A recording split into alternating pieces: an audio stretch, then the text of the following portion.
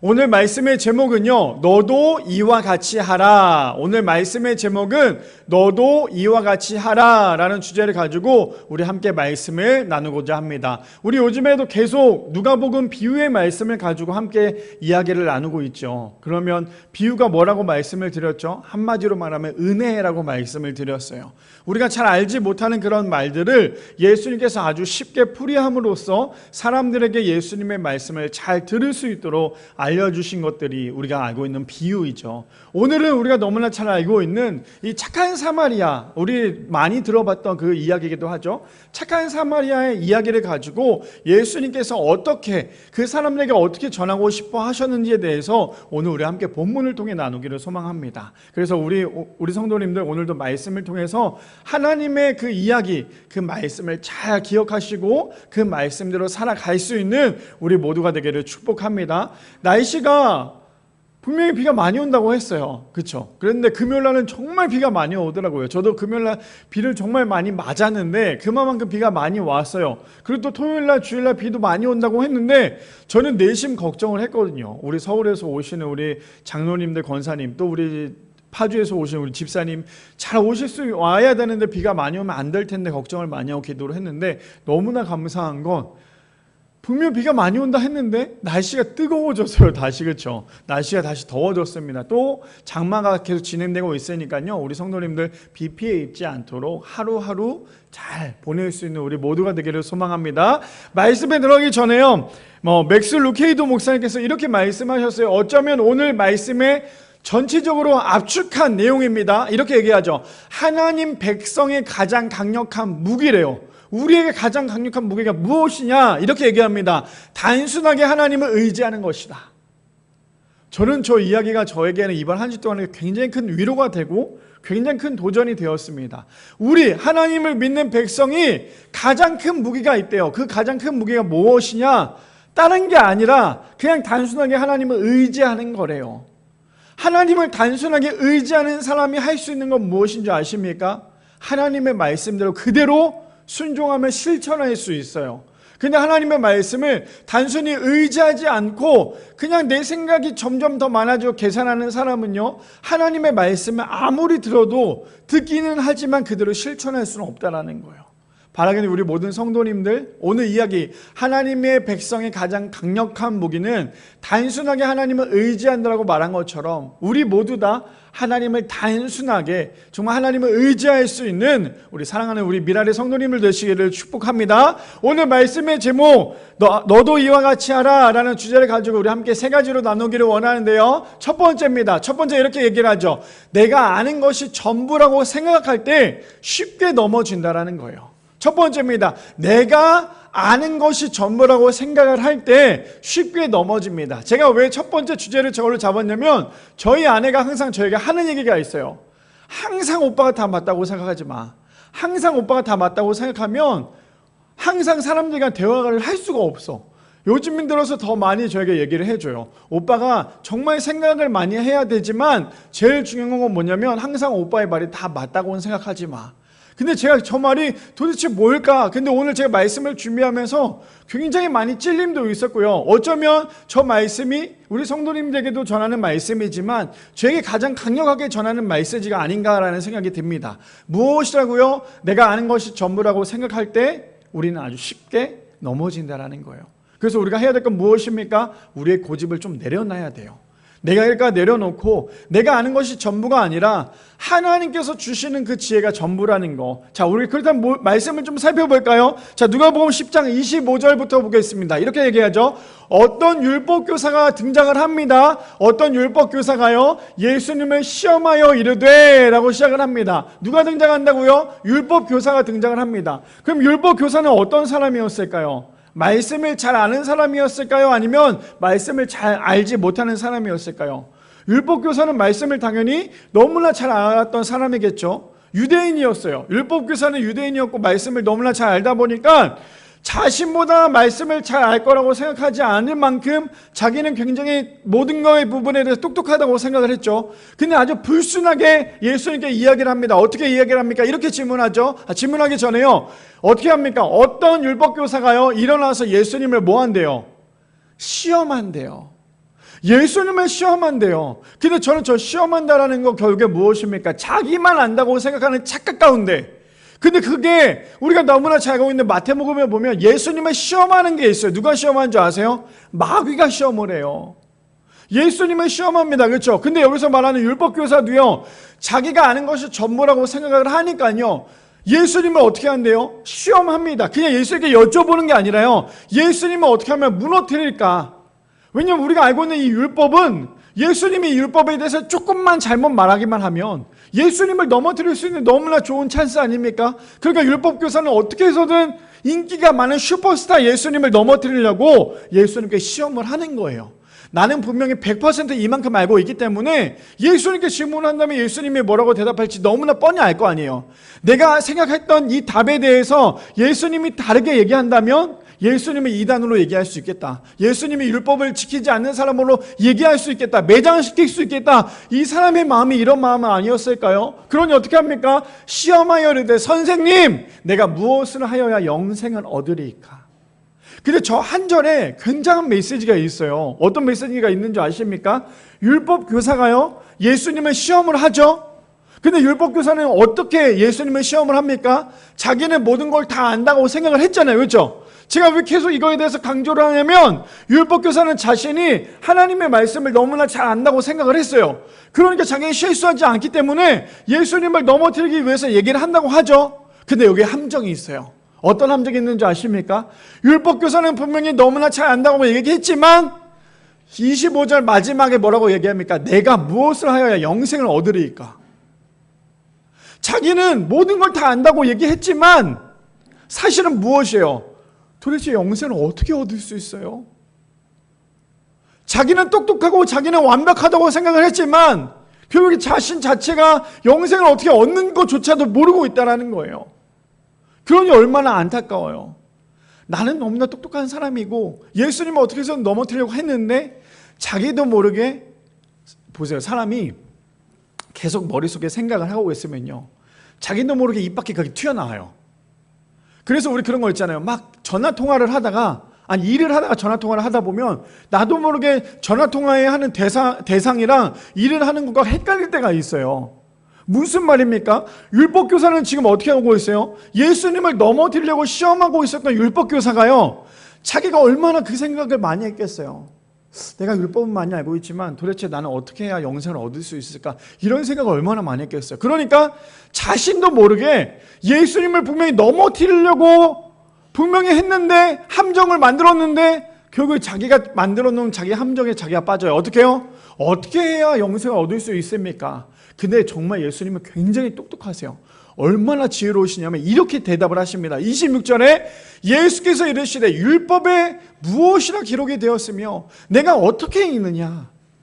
자, 예수님이 만약에 그 율법교사가 질문했을 거에 대해서 그거에 대해 답변을 했다면 아마 율법교사는 어떻게 해서든 꼬투리를 잡았겠죠. 근데 예수님은 오히려 반대로 되묻습니다. 뭐라고 되물어요? 이렇게 되묻잖아요.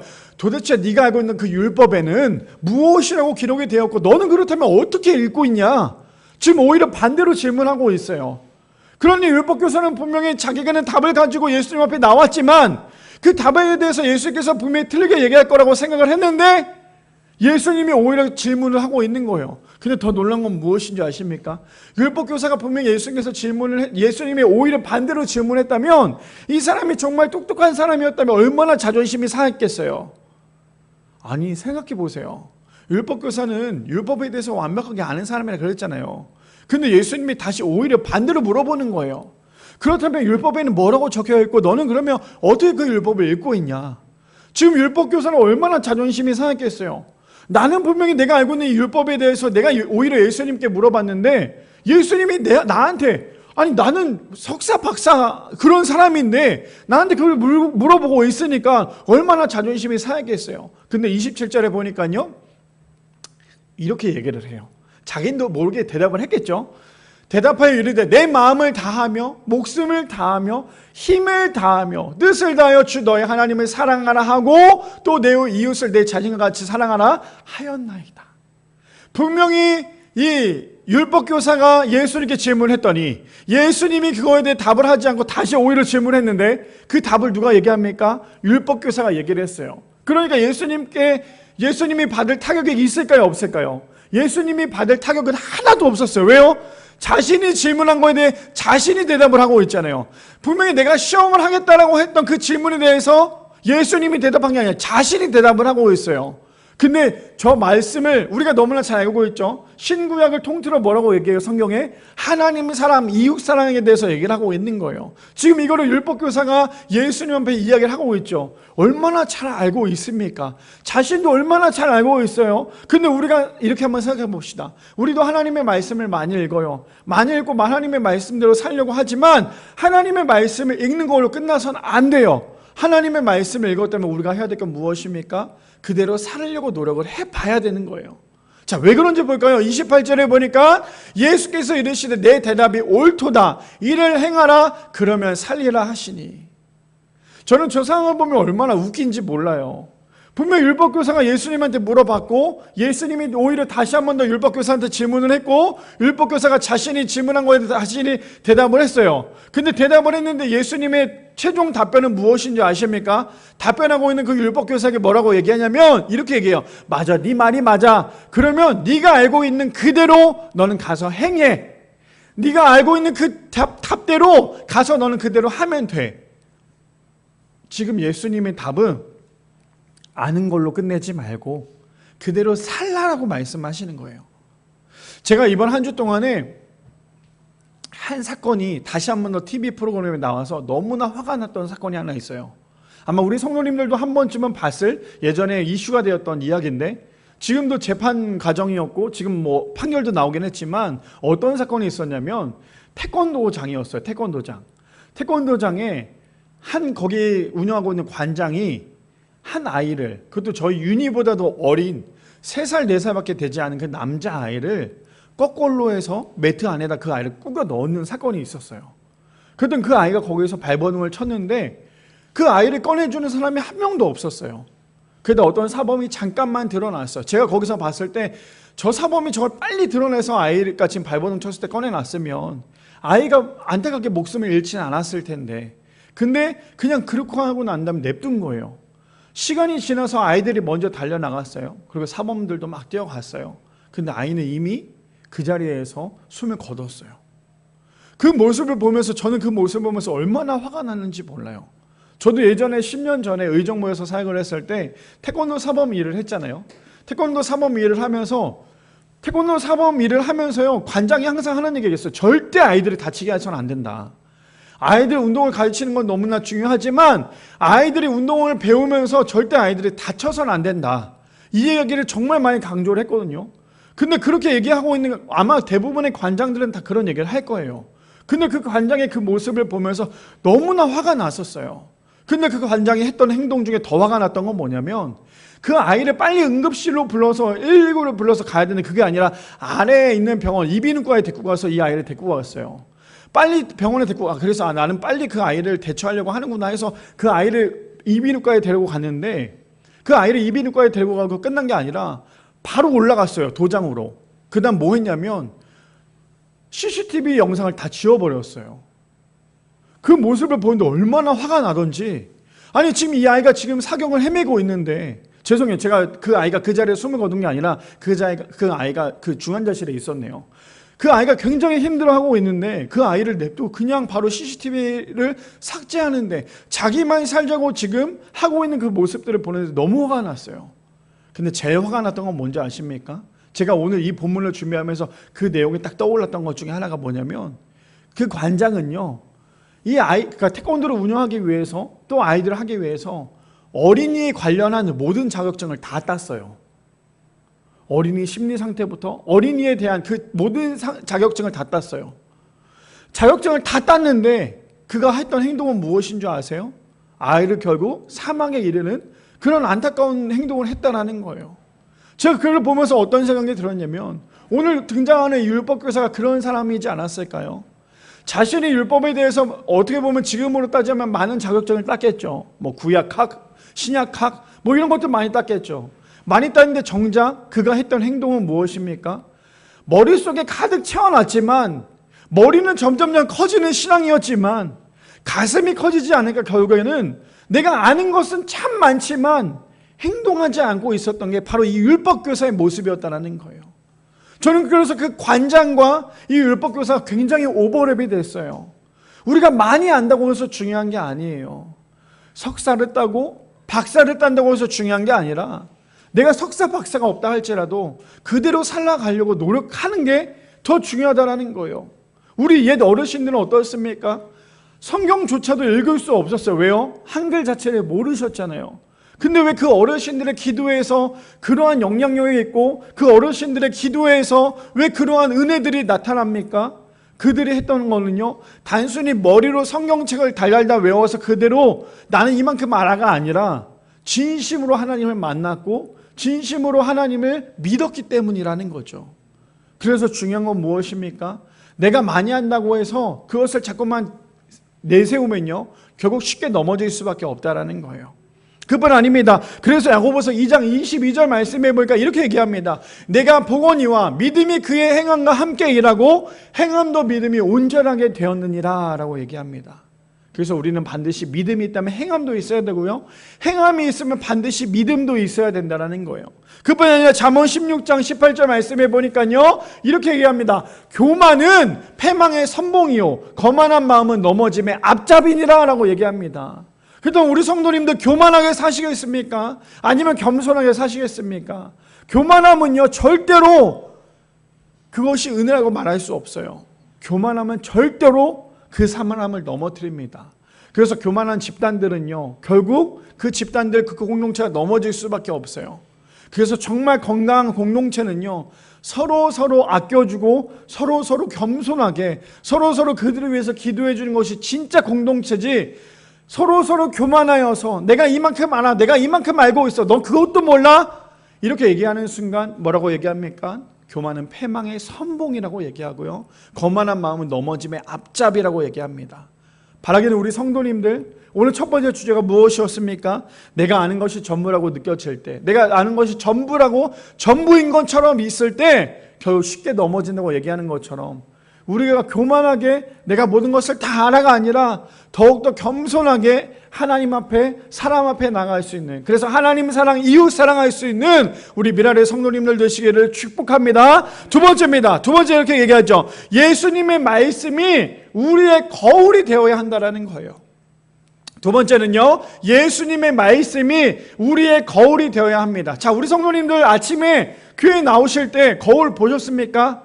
아마 교회뿐만 아니라 외출할 때 거울을 한 번쯤은 보겠죠. 왜 볼까요? 내 얼굴에 뭐가 잘못됐나, 뭐가 잘못 묻었나, 아니면 옷이 조금 틀려졌나, 이렇게 보면서 우리는 거울을 보죠. 저도 저기 앞에 나오는 영상을 볼 때마다 제 넥타이가 이렇게 삐뚤어지면 되게 속상해요. 그래서 다시 넥타이를 다시 잡으면 또 움직이다 보면 또 이렇게 삐뚤어져요. 그 다음에 계속 거울을 보면서 넥타이를 계속 다시 잡게 되는 거예요. 무슨 말이냐? 거울을 보면 볼수록 내가 혹시나 흐트러지거나 내가 혹시 묻은 것들을 깨끗하게 치울 수 있고 깨끗하게 정리할 수 있다는 거예요. 그렇다면 두 번째 주제가 무엇이었어요? 예수님의 말씀이 우리의 삶 가운데 거울이 되어야 하는데, 예수님의 말씀이 우리의 삶 가운데 거울이 되지 않으면요, 우리 앞에, 내 앞에 죄가 묻어 있어도요, 그 죄를 깨끗하게 정리할 수 없어요. 내 삶 가운데 죄가 묻어 있어도, 더러운 죄가 묻어 있어도요, 우리는 그 죄를 깨끗하게 정리할 수가 없어요. 왜요? 우리는 예수님의 말씀의 거울을 보지 않고 있기 때문이라는 거죠. 자, 일단 말씀을 좀 살펴볼까요? 누가복음 10장 29절부터 보면 이렇게 얘기합니다. 그 사람이 자기를 옳게, 누구예요? 율법 교사가 이번에는 어떻게 했어요? 첫 번째 우리 율법 교사가 했던 건 무엇입니까? 예수님을 시험하려고 했었죠. 얼마나 안타까운 일들이었어요. 근데 이 사람이 예수님께서 말씀하셨을 때 깨달았으면 얼마나 좋았겠어요. 근데 예수님의 말씀에 깨닫지 못하니까 다시 한 번 더 어떻게 얘기하는지 볼까요? 그 사람, 율법교사가요, 자기를 어떻게 한대요? 옳게 보이려고, 나는 옳은 사람이야, 나는 좋은 사람이야 라고 보이려고 예수께 여짜오되 그러면 내 이웃이 누구니까? 라고 얘기합니다. 또 다시 한 번 더 불순하게 질문하죠. 어떻게 해요? 나를 옳게 보이려고. 근데 저게 비단 저 율법교사만의 문제는 아니더라고요. 우리도 마찬가지 아닙니까? 우리도요, 옳게 보이려고 얼마나 예수님을 시험할 때가 많아요. 우리도 옳게 보이려고 얼마나 내 자랑만 하고 내 교만함을 드러내고 있지 않습니까? 근데 저 율법교사 어떻게 합니까? 자신을 옳게 보이려고요. 이번에 예수님께 다시 한번 또 여쭤보는 거예요. 어떻게 여쭤봅니까? 이렇게 여쭤보잖아요. 30절에요. 예수께서 대답하여 이르시되 어떤 사람이 예루살렘에 여리고에 내려가다가 강도를 만나매라고 얘기합니다. 그렇다면 저기서 나오는 어떤 사람이 누구였을까요? 우리가 너무나 잘 알다시피 유대인이었겠죠.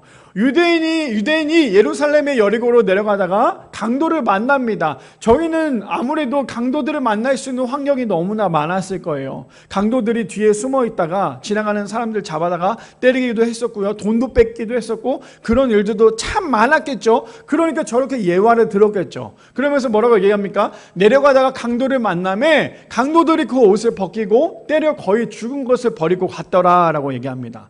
상상되십니까? 강도들이요, 그 한 사람 유대인을 봤어요. 잡았습니다. 때립니다. 옷까지 다 벗겨버려요. 거의 죽기 직전까지 패요. 그 다음에 그 사람을 거의 죽음 앞에까지 냅둔 상태에서 냅두고 버리고 도망갑니다. 지금 예수님이 그러한 모습을 상상을 하면서 얘기하고 있어요. 그러자 31절에요. 그런데요, 한 사람이 또 등장을 합니다. 누가 등장하는지 볼까요?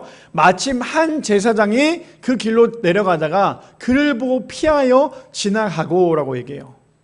자, 저기서 나오는 제사장이 누구였을까요? 예배를 집도했던 사람이었겠죠. 얼마나 하나님과 제일 가까이 있다라고 생각을 했던 사람이었을 거 아니에요. 근데 그 사람이 지금 했던 행동이 무엇이에요? 이렇게 얘기하잖아요. 마침 한 제사장이 그 길로 가고 있어요. 근데 정말 너무 화가 났던 건 뭔지 아세요? 그 길로 내려가다가 누구를 봤대요? 그 유대인을 봤는데 보고 어떻게 했대요? 피하여 지나갔대요. 차라리 못 보고 그냥 갔으면은 뭐 조금이나 이해를 하겠는데, 분명히 앞에 사람이 죽기 직전까지 있는 그 사람을 봤음에도 불구하고 그 사람을 그냥 냅두고 본체 만체가 아니라 그 봤음에도 불구하고 피해서 그 자리에 피해 지나갔다고 얘기해요. 저는 저 모습을 보면서 어떤 생각이 들었냐면요, 저 제사장이 나의 모습이지 않을까? 저 제사장이 지금 한국교회 목사들이지 않을까? 지금 저 제사장이 지금 나의 모습과 가장 흡사하지 않을까? 그러면서 어떤 생각이 들었냐면, 지금도 하나님을 믿지 못해서 시름시름 거리고 있는 그 사람, 하나님을 알지 못해서 너무나 힘들어하고 너무나 병들어 있는 그 사람이 지금 내 앞에 놓여져 있는데, 그 사람이 앞에 놓여져 있음에도 불구하고 그냥 봤는데 그 사람을 건너기가 귀찮으니까 괜히 말 걸었다가, 그 사람에게 말 걸었다가 내가 가는 길도 괜히 시간도 단축도 못할 뿐 아니라 괜히 그 사람한테 붙잡힐까 봐 그러고 있는 게 나의 모습이지 않았을까? 저는 그 사람이 그 생각이 참 많이 들었어요. 그래서 제 스스로도 참 많이 화가 나고, 그래서 요즘에는 더 일을 하면서도 주변을 정말 많이 살펴보려고 노력을 많이 합니다. 그런데요, 제사장도 그를 보고 피하여 갔죠. 근데 32절에 또다시 누가 등장하냐면요, 레위인이 등장을 합니다. 한 레위인이 그곳에 이르러 그를 보고 피하여 지나가되 라고 얘기합니다. 아니, 이건 너무한 거였어요. 이건 너무한 거였어요. 흔히 말해서 지금 앞에 한 사람이 놓여져 있는데요, 목사가 그 사람을 보고 본체 만체가 아니라 봤음에도 불구하고 피해서 도망가고 있는 그 모습과, 성도님들이 예배가 끝나고 교회 앞에 쓰러져 있는 그 사람을 보고 그냥 피해 도망가는 거랑 지금 똑같은 상황인 거예요. 이해되십니까? 이렇게 얘기하면 좀 더 이해가 편하시겠죠? 우리가 예배가 끝나고 난 다음에 우리는 저 문을, 교회 문을 열고 나가는 그 순간부터 우리의 삶이 진짜 예배의 삶이 되어야 된다는 거죠. 근데 지금 교회 앞에 누군가 한 명이 쓰러져 있어요. 근데 목사도 그걸 보고 난 다음에 피해서 가고요, 성도님들도 예배 시간에 아멘 아멘 아멘 아멘 하다가도 예배 끝나고 난 다음에 문을 열고 그 사람이 쓰러져 있는데 그 사람을 봤음에도 불구하고 피해서 가고 있는 거, 지금 그 모습을 예수님께서 말씀하고 계시는 거예요. 어떤 내용인지 이제 좀 이해가 되시겠습니까?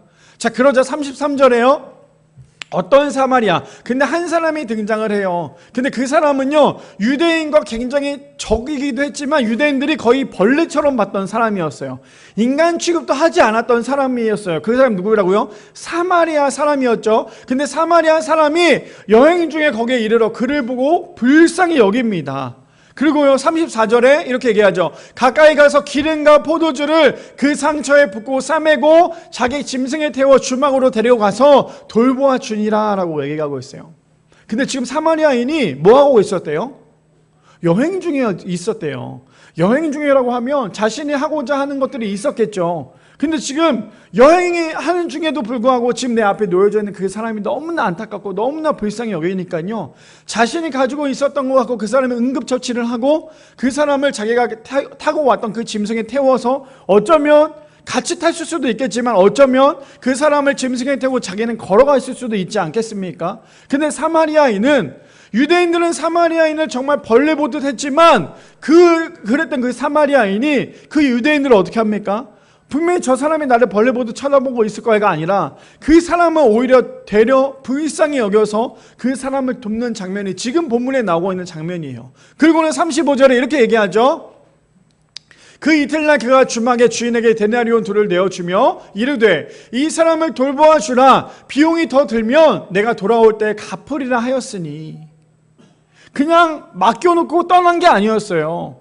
그냥 앞에 놓여져 있는 사람이 아픈 사람을 그냥 내버려 두고 주막에 두고 난 다음에 떠난 게 아니라, 자, 우리 현대인으로 한번 돌아와 볼게요. 현대인으로 돌아와 보면 아픈 사람이 지금 놓여져 있어요. 그 사람을 응급실에 데려다 놨어요. 근데 그 사람을 응급실에만 데려다 놓고 끝나지 않고 그 사람이 어느 정도 회복이 되는지에 대해서 혹시나 돈이 더 들어갈까 그 사람이 얘기를 하고 있는 거예요. 혹시 만약에 이 사람이 치료하다가 돈이 더 들어가면 내가 돈을 더 줄 테니까 아주 최선을 다해서 치료를 해 주십시오. 지금 이 사마리아인은 그렇게 행동을 하고 있는 거예요. 이해가 되십니까? 그러니 얼마나 놀라운 일이에요. 말도 안 돼. 이거는 아무리 친한 사람도 이렇게 하기 쉽지 않을 거예요. 근데 전혀 모르고 하물며 나를 정말 미워하는 그 유대인에게 이 사람은 최선을 다해서 그 사람이 나을 때까지, 하물며 자신이 여행 중임에도 불구하고 그 사람을 맡겨놓고 갔다가 다시 돌아왔을 때 돈이 부족해도 내가 돈을 지불할 테니까 이 사람에 대해서 최선을 다해서 치료해달라고 지금 이야기를 하고 있는 거예요. 그렇다면 누가 정말 그의 이웃이 될 수 있겠습니까? 지금 예수님은요, 이 비유를 통해서 그 율법 교사가 깨닫기를 원하는 거예요. 네가 그동안에 그렇게 생각했던 거, 자, 지금 내가 이렇게 얘기할 테니까 이거조차도 내가 할 수 있겠니? 지금 예수님께서 이렇게 질문하고 있다는 거죠. 그뿐 아니에요. 그래서 잠언 3장 5절에서 6절 말씀해 보니까요, 이렇게 얘기합니다. 너는 마음을 다하여 여호와를 신뢰하고 내 명철을 의지하지 말라. 6절이요. 너는 범사의 그를 인정하라. 그리하면 내 길을 지도하시리라 라고 말씀하십니다. 그리고요, 고린도전서 10장 31절에 보니까요, 그런즉 너희는 먹든지 마시든지 무엇을 하든지 다 하나님의 영광을 위하여 하라 라고 얘기합니다. 두 번째 주제가 무엇이었어요? 이거였잖아요. 예수님의 말씀이 우리의 거울이 될 수 있도록 거울이 되어야 한다는 거예요. 그렇다면 예수님께서 오늘도 주일날 설교를 통하여서 나에게 말씀하시는 거울이 있을 거고요. 우리가 주중에 우리 교회는 또 특히나 올해 한 해 동안 말씀을 읽으면서 그대로 살아가는 해예요. 그렇다면 그 말씀을 읽으면서 그 말씀이 우리의 삶 가운데 거울의 역할을 하고 있을 수도 있을 거예요. 그렇다면 우리 성도님들은 오늘도 말씀을 들으면서 또 말씀을 읽으면서 우리의 삶 가운데 어떻게 그 거울을 보고 계십니까? 지금도 내 주변에는요, 내 앞에는요, 예수께서 말씀하신 것처럼 그러한 유대인들이 있어요. 넘어져 있고 아파하고 쓰러져 있는 사람들이 있어요. 그렇다면 우리는 그것을 못 본 채 하고 지나가는 그런 사람들이 되시겠습니까?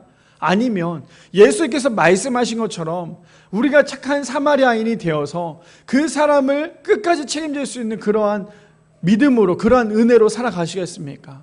바라기는 우리 미라의 성도님들, 예수님의 말씀이 우리의 인생 가운데 거울이 되기를 소망합니다.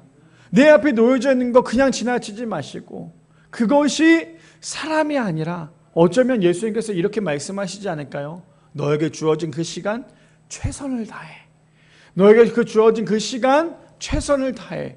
예수님께서 이렇게 말씀하실 때에 예수님께서 말씀하신 그 메시지가 우리의 삶 가운데 거울이 되어서 내 삶을 내 뜻대로 내 마음대로 살아가는 것이 아니라 예수님의 말씀에 힘입어 그 말씀대로 살아낼 수 있는 우리 미라의 성도님들 되시기를 축복합니다. 마지막 세 번째입니다. 그래서 이렇게 얘기하죠. 마지막 세 번째 이렇게 얘기합니다. 단순하게 하나님을 의지하는 사람은요, 말씀대로 실천할 수 있다라는 거예요. 오늘 핵심입니다. 무엇이라고요? 단순하게 하나님을 의지하는 사람은 말씀대로 실천할 수 있다라는 거예요. 그래서 절대 신앙생활은요, 머리 굴리지 마세요. 신앙생활에 머리를 굴리는 그 순간 우리는 절대 하나님의 말씀을 실천할 수 없어요. 거의 대부분 어떻습니까? 나는 이만큼 알아. 나는 이만큼 알고 있어. 계산하는 사람들의 특징은 무엇입니까? 어떤 게 더 좋은 유익인지, 어떤 게 더 이익인지를 따져보잖아요. 근데 하나님께서 가라고 말씀하시면 계산하는 사람은요, 하나님의 말씀을 계산을 해요. 그래서 내가 가면 이익인지 가지 않은 게 이익인지를 따져본다는 거죠. 근데 오늘 세 번째가 뭐라고 얘기해요? 단순하게 하나님을 의지하는 사람은 하나님의 말씀대로 실천할 수 있어요. 그래서 절대 신앙생활은요, 믿음 생활은 단순하게 하나님을 의지하는 거예요. 절대로 머리 굴리는 것이 아니라, 절대로 계산하는 것이 아니라, 하나님께서 이렇게 해! 그러면 그렇게 하는 거예요. 하나님께서 가! 이러면 그렇게 가는 거예요. 요즘 우리 아이들이요, 항상 그런 게 있어요. 엄마 아빠가 하지마, 윤희야 이거 하지마 라고 얘기하면 요즘에 아이들이 뭐라고 얘기하냐? 왜 하지 않아야 되는데 왜? 이렇게 얘기해요. 그러면 우리 아내가 얘기해요. 엄마가 하지 말라면 하지마. 다 그 이유가 있는 거야. 그럼 또 물어봐요. 그게 뭔데? 왜 하지 말라고 하는지 그 이유는 부모님은 알잖아요. 다칠까봐, 혹시나 그것 때문에 잘못될까봐.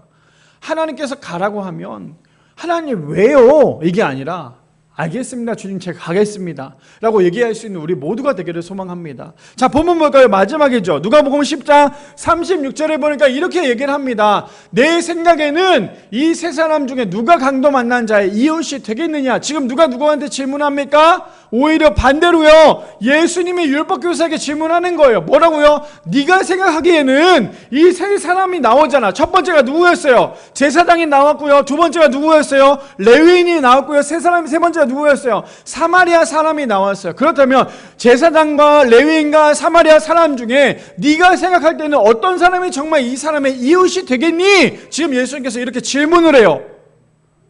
이거는 초등학생도 이건 아는 답변이겠죠. 근데 그 얘기를 들었던 율법교사의 마음은 어땠을 것 같으세요? 굉장히 자존심이 상했을 거예요. 볼까요? 37절에 이르되 자비를 베푼 자니이다. 아니 예수님, 이거 초등학생도 아닌 질문을 지금 나한테 하는 거예요 지금? 당연히 세 사람 중에 누가 착한 사람이에요 물어보면 당연히 사마리아 사람이 제일 착한 거 아닙니까? 지금 이렇게 얘기하고 있는 거예요. 얼마나 기분이 나빴겠어요. 왜요? 이 사람이 어떤 사람인데요? 율법 교사잖아요. 율법에 대해서 너무나 잘 아는 사람이잖아요. 근데 예수님이 그런 말도 안 되는 그런 어린 아이 같은 그런 질문을 하시는 거예요. 야, 제사장과 레위인과 사마리아인 중에 네가 생각할 때 어떤 사람이 정말 이 사람의 이웃이 될 것 같아? 그러니까 이렇게 얘기하죠. 이르되 자비를 베푼 자니이다. 그런데 예수님께서 뭐라고 얘기합니까? 그래, 아는구나. 그래, 너도 아는구나. 알긴 아는구나. 그럼 네가 앞으로 해야 될 게 뭐냐면 이렇게 얘기합니다. 예수께서 이르시되 가서 너도 이와 같이 하라. 저기서 오늘 말씀의 제목이기도 하잖아요. 너도 이와 같이 하라. 왜 예수님께서 이 율법교사에게 처음부터 저 얘기를 하지 않고 왜 이런 비유까지 얘기하면서 마지막에 저 메시지를 전했을까요? 그 이유는 딱 하나였어요. 그 율법교사는요, 머리는 똑똑해요. 그러니까 머리가 커졌겠죠. 가슴은 작은 가분수의 신앙이었어요. 너무나 많은 것들을 잘 알고 있는데 결국 아는 것은 있지만 실천하진 않았어요. 아는 건 참 많았지만 그대로 살진 않았어요. 그러니까 예수님께서 뭐라 말씀해? 그래, 너도 이제 알았구나. 그래, 너도 아는구나. 알긴 아는구나. 그래, 정말 알긴 아는구나. 그러면 안다면 가서 해봐. 네가 정말 안다면 그걸 해봐. 정말 네가 그동안에 내가 얘기했던 걸 알고 있다면 너 정말 그대로 해봐. 지금 예수님께서 그렇게 말씀하고 계시는 거예요. 근데 저 메시지가요, 저 율법교사한테만 얘기하는 게 아니라 지금 여기 앉아 계신 우리 집사님, 권사님, 장로님, 그리고 저에게도 얘기하는 말씀이세요. 뭐라고 얘기해요? 그래, 너 잘 알지? 말씀 잘 안다며. 그럼 뭐하고 있어? 너 해봐. 말씀을 알면 말씀을 안다고 얘기하지 말고 말씀을 안다면 그대로 살아봐. 그래야 정말 능력이 나타나지 않겠어? 지금 예수님은 그 의도로 얘기하고 계시는 거예요. 너가 잘 알고 있었구나? 그러면 너도 이와 같이 그 사마리아처럼 가서 똑같이 행동해봐. 세 번째가 무엇이었어요? 이거였잖아요. 단순하게 하나님을 의지하는 사람은 말씀대로 실천할 수 있는 사람이래요. 계산하는 사람은 절대 하나님의 말씀대로 실천할 수 없어요. 단순하게. 저는 저희 장모님이 그 신앙생활 하시면서 저랑 얘기를 많이 하지만 그 얘기에 정말 굉장히 감동이 됐던 얘기가 있어요. 그게 뭐냐면 대신방을 받을 때가 되면 대신방이든 신방이든 간에 집에 이제 사역자들 오잖아요. 교육자들 오면 어떤 마음으로 그분들을 목회자들을 맞이하냐면 예수님이 우리 집에 오신다라는 마음으로 맞이를 하신대요. 그래서 집도 열심히 청소하고 깨끗이 정리하고 그래서 정말 기대하고 기도하는 마음으로 그분을 맞이한다고 얘기해요. 저는 그 마음이 얼마나 감동이 되는지 몰라요. 물론 교육자들, 목회자들이 우리 성도님들 가정에 방문해서 같이 신방하는 거 너무나 기쁘고 너무나 감사하죠. 근데 아까 제가 얘기한 것처럼 무엇이냐면요, 내가 정말 어린아이처럼 단순하게 기도하는 마음으로, 기대하는 마음으로 그들을 맞이하고 그들이 왔을 때 섬기고 그런 모습이 결국에는 그들에게 복이 될 수 있는 거예요. 근데 그래 오늘 신방이래. 오늘 신방이었나? 신방이었나 보다. 그런 마음으로 신방을 받는다면 그게 정말 은혜가 될 수 있는 신방이 될까? 빨리 목사님 신방 왔는데 무슨 설교를 6분이나 해요. 5분 안에 끝내라니까. 설교는 5분만 하시고 그냥 우리 커피나 좀 마시면서 식사나 하죠. 이거는 사교 집단이 될 수밖에 없어요. 무슨 말인지 이해되십니까? 내가 계산하고 내 머리로 뭔가 하려고 하는 순간 우리는 쉽게 우리의 믿음과 우리의 신앙이 무너질 수밖에 없어요. 근데 오늘 예수께서 뭐라 말씀하세요? 너도 이와 같이 해. 예수님의 메시지는 딱 하나였어요. 이것저것 따지거나 생각하지 말고 그대로 행동해라. 그게 맞는 거야. 지금 그렇게 말씀하고 계시더라는 거예요. 빌립보서 4장 9절 말씀에 그래서 이렇게 얘기합니다. 너희는 내게 배우고 받고 듣고 본바를 행하라. 그리하면 평강의 하나님이 너희와 함께 계시니라 라고 얘기합니다. 그대로 행하는 거예요. 그대로 행하는 거. 골로새서 3장 22절 말씀에 그래서 이렇게 얘기하죠. 종들아 모든 일에 육신의 상전에게 순종하되, 여기서 우리 밑줄 쫙 그어야 될 거 있습니다. 사람을 기쁘게 하는 자와 같이 눈가림만 하지 말고, 사람을 기쁘게 하는 눈가림만 하지 말래요. 그리고 오직 주를 두려워하여 성실한 마음으로 하라. 절대 사람 앞에 잘 보이려고 신앙생활 하지 말래요.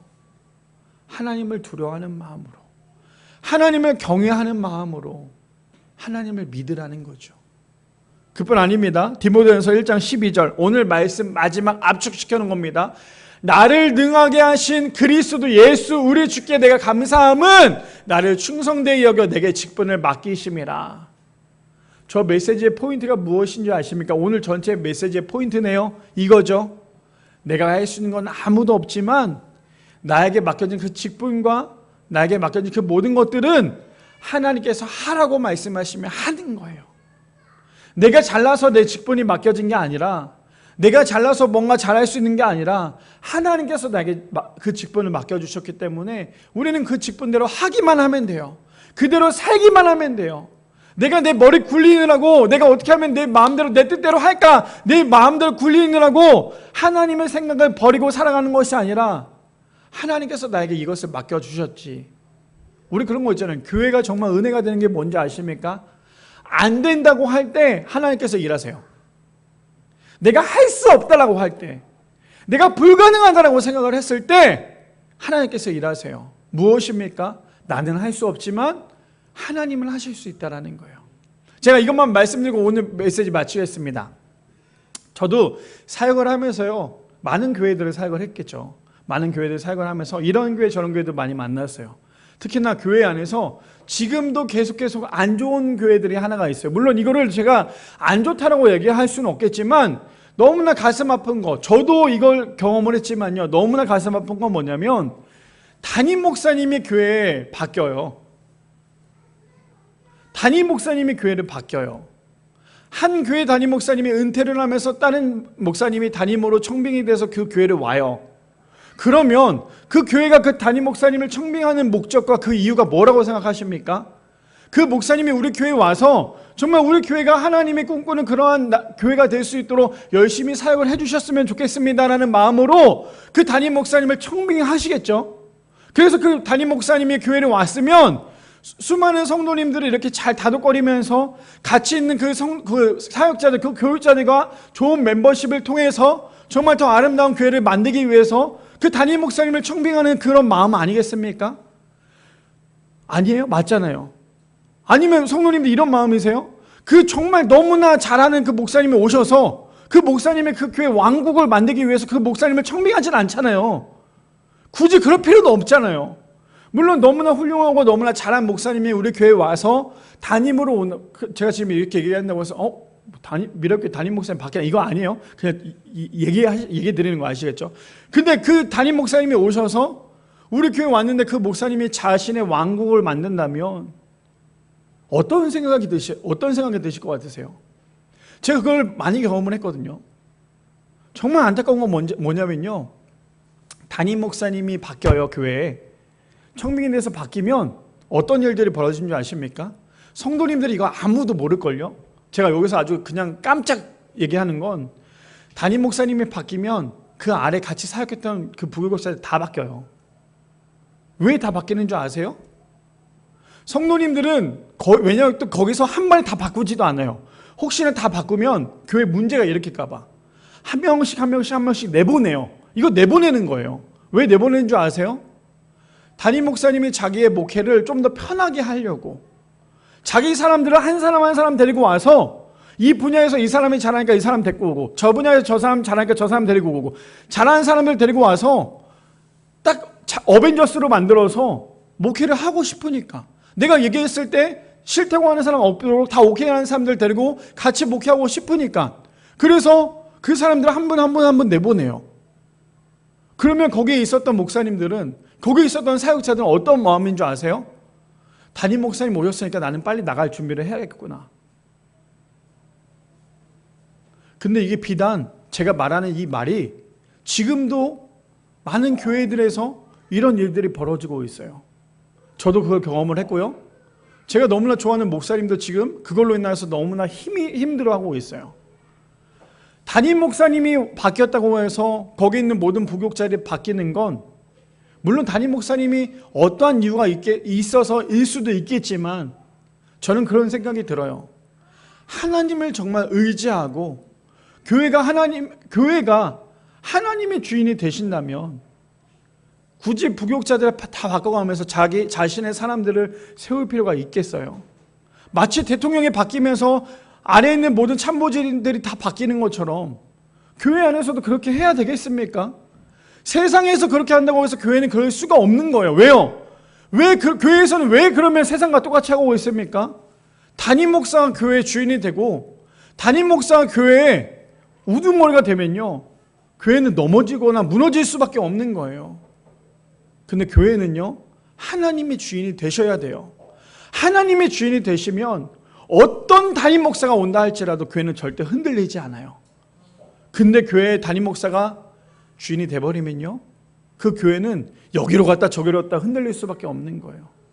지금 이게 교회 안에 안타까운 현실들이에요. 제가 왜 갑자기 이런 말씀을 드리냐면, 지금 교회들마다 세대 교체를 많이 하고 있어요. 그리고 오늘 많이 목사님들이 쫓겨나기도 하고, 또 그걸 통하여서 어떤 사람 또 세력을 만들기도 해요. 제가 왜 이런 메시지를 드리냐면, 어쩌면 그런 사람들이 오늘 나오는 이 율법교사에 있지 않을까요? 왜요? 그렇게 해서 부교육자를 다 내보낸 그 목사님이 강단에서 설교를 한다면 과연 그 설교가 진짜 하나님의 말씀인 복음을 전하는 설교가 될 수 있을까요? 아니요. 자신의 철학과 자신의 생각이 들어가는 설교가 될 수밖에 없겠죠. 제가 왜 이런 말씀을 드리냐면, 너무나 안타까운 현실 가운데 놓여졌기 때문이에요. 왜요? 우리는 하나님의 말씀이, 예수님의 말씀이 우리의 삶 가운데 거울이 되지 않는다면 우리는 내 앞에 묻어져 있는 그 죄들을 우리는 발견할 수 없어요. 자꾸만 숨기기에 바쁘겠죠. 그게 바로 우리의 모습이 될 수밖에 없다라는 거예요. 근데 오늘 마지막 메시지가 뭐래요?